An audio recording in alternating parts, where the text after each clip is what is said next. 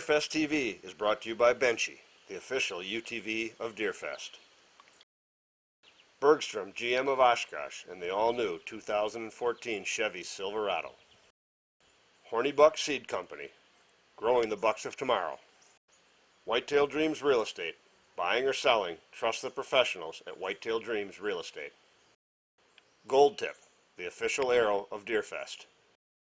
Diamond by Bowtech and the all-new Infinite Edge, the last bow you will ever have to buy.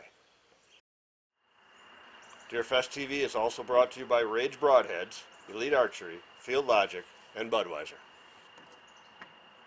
Well, welcome back to Deerfest TV. We're filming this late at night. It's actually Tuesday, November 19th, and we're filming it as late as possible so we can give you an update of where we're really at. And I'm wearing my orange here in honor of its gun season coming up in Wisconsin. But actually, my face is real red because I've been out in the woods all day. I still got a bow tag to fill, and maybe that's the real reason we're filming it at night. But the activity's been pretty consistent. And you just got back from Missouri, so what happened down in Missouri?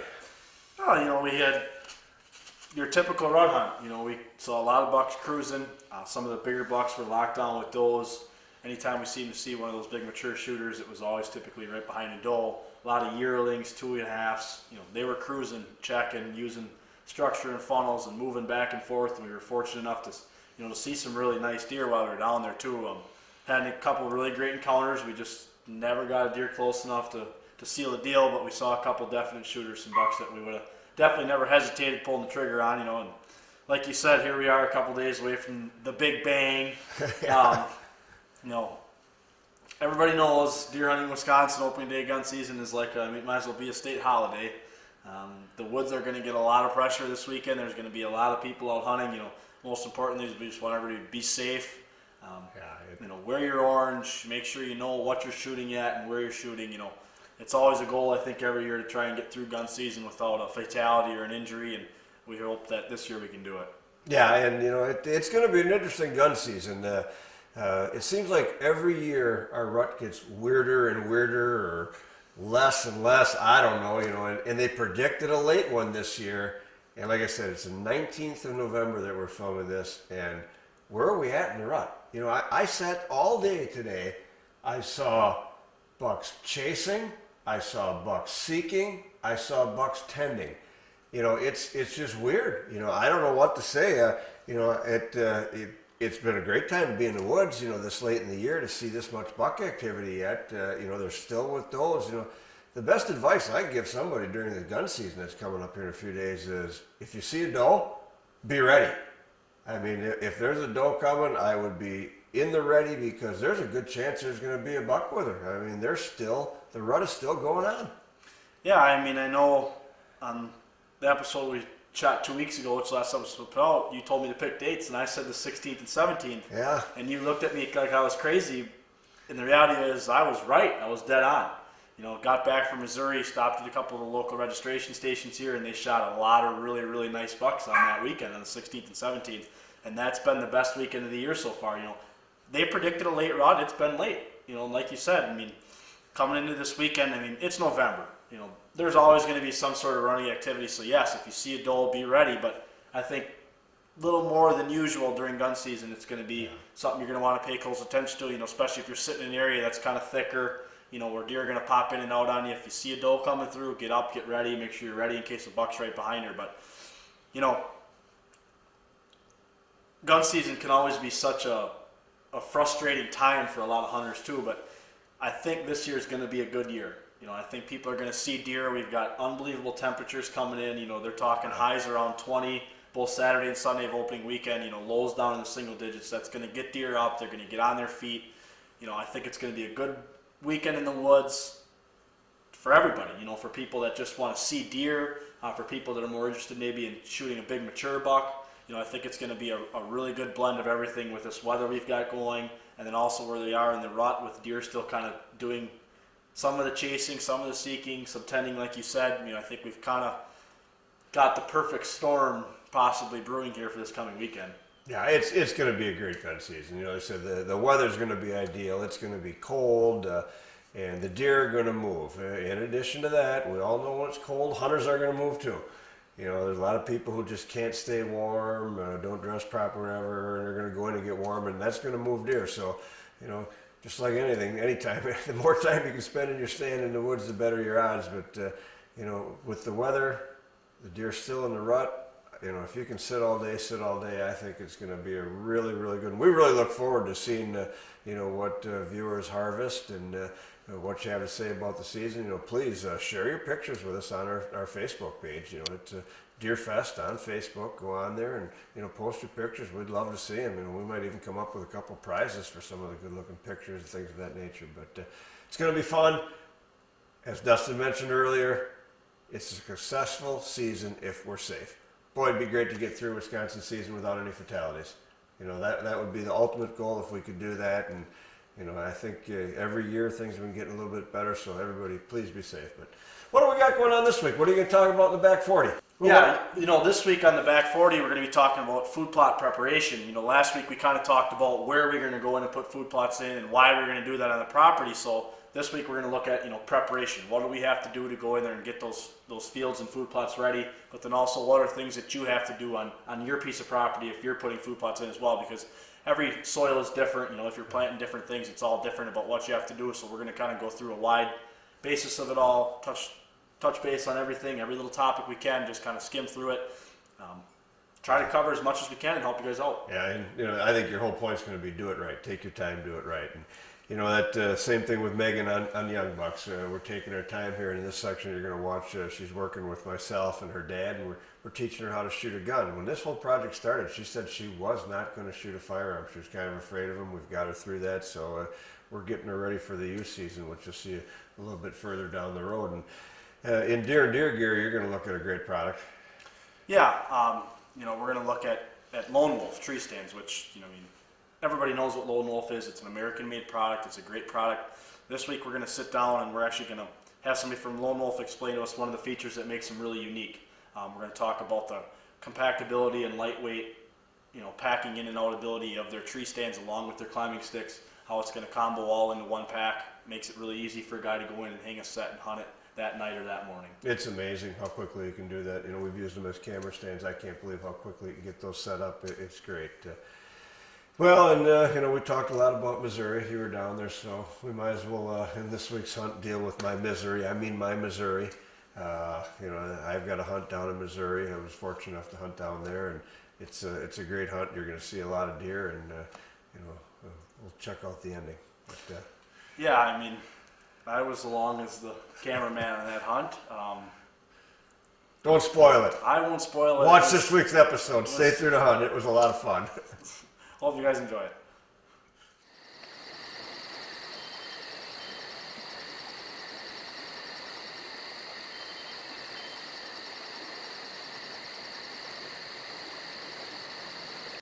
Well, in this week's Back 40 segment, like we talked about in the open, we're going to be talking about food plot preparation. And, you know, this is something that's really important, and it's often the step that's skipped or overlooked or shortcut.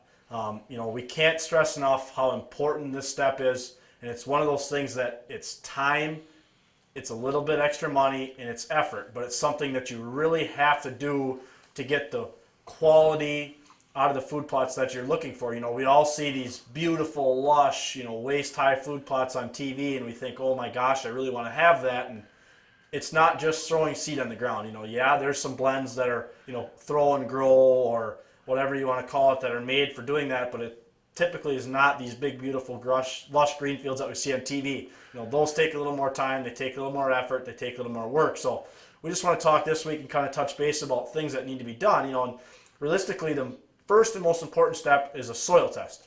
Now, what I've got here is actually a soil test kit for wildlife food plots, and this is provided by our sponsors at Horny Buckseed.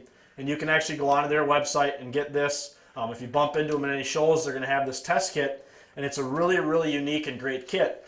And what it includes in here is basically all the instructions you need for taking a soil sample, where you need to send that, but then the really unique thing about these is it's actually specified for the product. So you can write on the sheet, I want to plant turnips, or I want to plant, you know, this seed variety or seed blend from Horny Buckseed, And what you're going to get back from the Ag Service is actually a very detailed report about what you need to put into that soil for optimum growing conditions for that specific blend. Now, when you get results back or when you do a soil test, the first thing you're going to get is what your pH level is. Now, the ideal pH level is 7. We want to be as close as we can to 7 as possible. Now, that's going to require adding of lime. And there's two different main kinds of lime. Pelletized lime, which you can buy at your local ag stores, or you could probably buy at a lawn and garden place. And this is going to be a little bit easier for spreading because you can use a regular broadcast or anything like that. The other option you have, and if you're doing large areas, you're doing a large quantity, is bulk lime. Bulk lime is quite a bit cheaper. However, it does require you to have an augered spreader, or it requires you to hire somebody to come in and do that. And actually, a lot of your agricultural stores, such as like J Mars around here, will actually come in. They'll spread all the lime for you. They'll bring their augered spreader in. They'll spread it on there for you at the quantity and the rate that you need it done. And then the other thing it's going to tell you is what you need to add for fertilizer into that soil. And they'll give you a very detailed description of what nitrogen levels you need to add in and all that different kind of things. And you can actually take that into where you're going to buy your fertilizer then, take that sheet in, say, here's what I need. They can give you the fertilizer and the things that you're going to need for optimum growing conditions. So once you've kind of added that mix of your lime and fertilizer into the soil, we talk about either turning that soil before you add it or you turn it after you add it. And here we like to turn it before we add it, and we'll actually turn our soil twice. What we like to do is we're going to go in, we're going to rototill a food plot, we're going to get it worked up really good after we've sprayed it. We're going to go in, we're going to spread our lime and fertilizer as recommended and as needed for that soil. Then we're actually going to go back again with the rototiller, rototill that food plot in again, working that lime and fertilizer into the soil, making sure that it's evenly spread, distributed throughout the soil, up and down, as well as evenly spread throughout the food plot. What we're going to do after that then is basically depending on what kind of seed and what we're going to be putting in. When I plant finer seeds such as clovers and things like that just need really good soil contact, what I like to do is go through and cultipack the seed bed, seed it with the seed, and then recultipack it. And that works great for turnips and things like that. Basically, any seed blend that tells you it just needs adequate soil to seed contact, that's our preferable way of seeding, is to cultipack it, spread the seed, and recultipack it. Now, if I'm planting a product such as oats, something that needs to be buried a little bit, what we'll do is we'll actually go through after rototilling it the second time, and we'll just lightly drag the food plot so as to leave more of a cushy, soft, little bit of a cushion for the seed, and then we'll actually go back over and re-drag it again, and we'll never actually cultipack it. And this way we're getting our soil buried in. It's a great way if you don't have a grain drill to be able to get that kind of seed buried that 1/4 to 1/2 inch that you need it. It's going to grow plenty good. You don't have to worry about having a big fancy drill and getting it drilled in. If you have a drill available to you, that works great. When we're talking about planting corn and soybeans, it's a little bit different. Obviously, you need to have different equipment.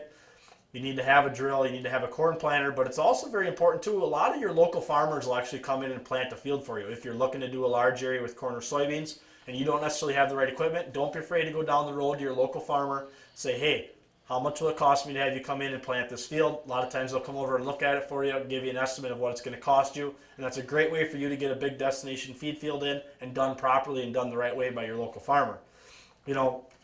So after we've gone in, we've got the soil prepped, we've decided what kind of seed we're going to do. A lot of times what we'll do is once the seed bed is prepared, so either after we've cultipacked it or after we've drug it once, is we'll go back through and respray it again with a herbicide.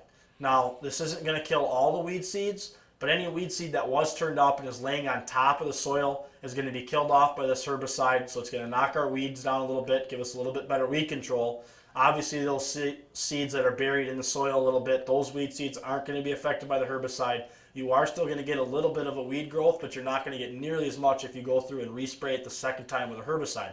That's a great tip that a lot of people skip, and it's a step that most people don't take, but here, we'd like to go through and do it. We'd rather make sure we take the extra precaution and knock those weeds down, really make sure that our soil is going to be primed for growing our food plots. So then we're going to go through, we're going to seed our food plots, go through the steps. So we just want to talk about the main steps in conclusion. Get a good soil test done. Send it in, figure out what you need to add for lime to get to that perfect 7 pH. Figure out what kind of fertilizer you're going to need, and that's going to vary by what kind of product you're planting. So go in, either have a professional soil test done, talk to somebody at a local co-op, figure out what you're going to need to add in. after we've got those two things added in the soil, we're going to want to go and we're going to work that soil. And there's many different ways you can work it. We have a rototiller. We like to rototiller our food plots. You can disc them, you can plow them, you can turn the soil any different way that you have available to you. Then you're going to go in. You're either going to smooth it or cultipack it, depending on what kind of plant you're planting.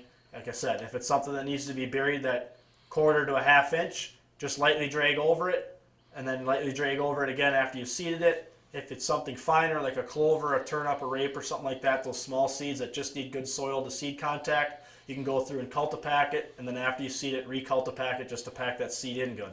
And like we said, our favorite and most important step that we feel is going back through and respraying your food plots. Make sure you do this before you seed. You don't want to do this after you've put your food plot seed down because you're going to kill all that seedling on the top. But that's the purpose. You do it after you've worked it and smoothed the soil. All that weed seed that you've now turned up through working the soil that's laying on top is going to get killed off by this rounding of herbicides. Then you wait 10 to 15 minutes. You can go back in, spread your food plot seed, smooth it, cultipack it, and you're going to be good to go. Also, products such as clovers and alfalfas, don't be afraid to go back through and refertilize them and relime them throughout the middle of the year.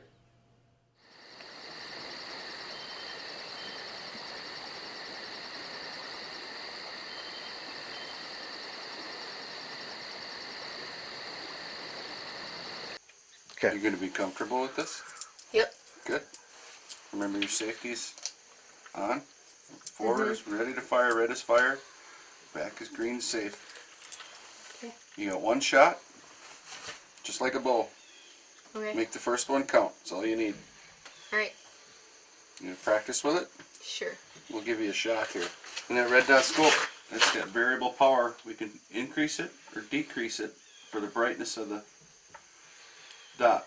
You let me know when it's ready. When you can see the dot good, just barely where you can see the dot. Alright, right there. Right there. And as it gets darker, you might need to increase it. Okay. Okay? Yep. You're loaded and you're ready to shoot. Okay. Remember what's beyond your target? Yep. Your safety is there. Remember again, when you're ready, take a deep breath, relax, and squeeze. Okay. Okay? Yep.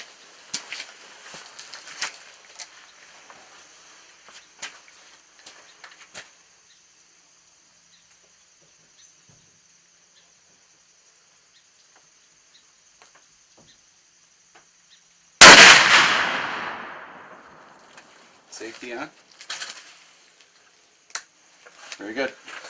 Well, should we go see where you hit? Sure. Good shooting, Megan. Very good. Thanks. Are you ready to go do the real thing? Yep. I think she's ready. We're going to have to go out and give her a try. Yep. Well, Megan, that was a good shot on that target, by the way. Now, with the bow, you know you got to shoot back here, just behind the front shoulders because of that shoulder. But with that rifle, no, you can hit them anywhere in this front shoulder, from here back to here, and you'll put them right down. You gonna be able to do that? Yep. Put that red dot right there. Yep. And down he'll go, and he'll stay there. Or Joe. Doesn't have to be a buck. Does it? Nope. Is there anything? You got any questions? Nope. Okay, let's do it. Alright.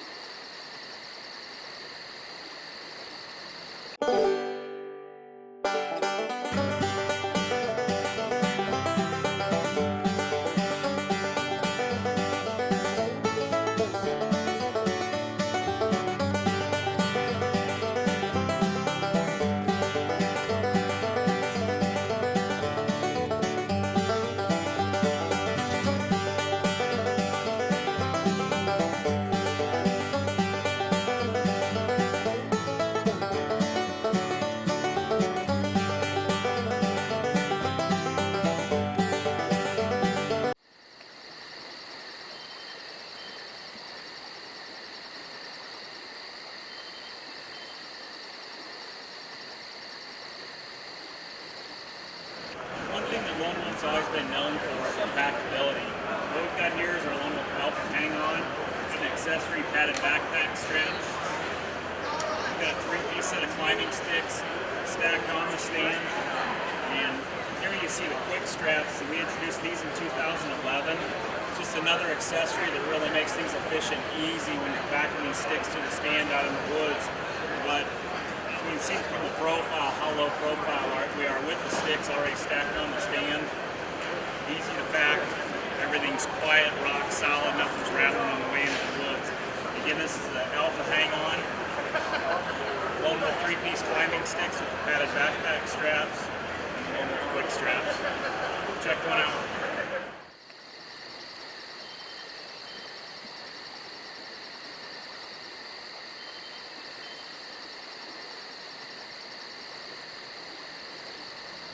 On this week's hunt, I'm in northern Missouri with Cherry Tree Outfitters. You're going to see some unbelievable footage all from one day. It'll go down as one of my best days ever in a bow stand. We saw over 20 different bucks, had a couple great encounters, a lot of fun. Now, I know you've all heard about Iowa and the giants in Iowa. Northern Missouri, some of the blocks of timber run right from Missouri all the way up into Iowa, and the big advantage here is Northern Missouri, all Missouri tags are over the counter for out-of-state residents for both archery and firearms. So check out Northern Missouri and make sure to go visit our good friends at Cherry Tree Outfitters. Enjoy this week's hunt.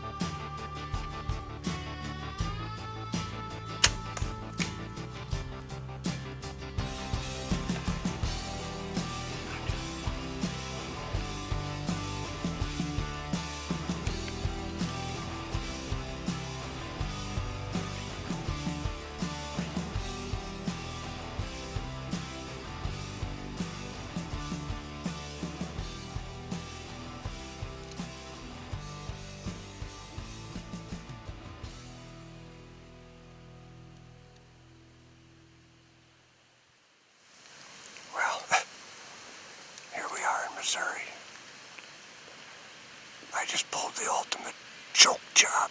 Really nice buck, you know, nice heavy horn, white 8, come in. I don't know what happened, but boy, I'm telling you, you hunt hard. I haven't released an arrow in 2 years, over 2 years now. Waiting for a good mature buck, and then you blow it. And there's nothing you can say other than I blew it. The first one was a chip shot. I have no idea how that arrow could have possibly gone high. I choked. What more can I say? I guess we just sit it out and hope we get some redemption, because that was...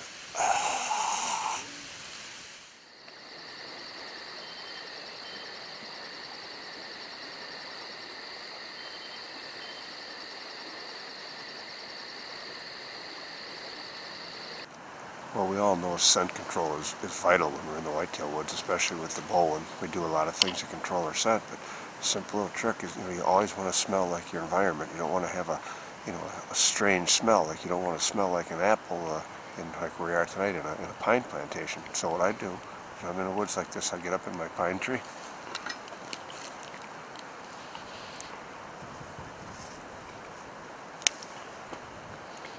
just break off some pine needles to get that scent.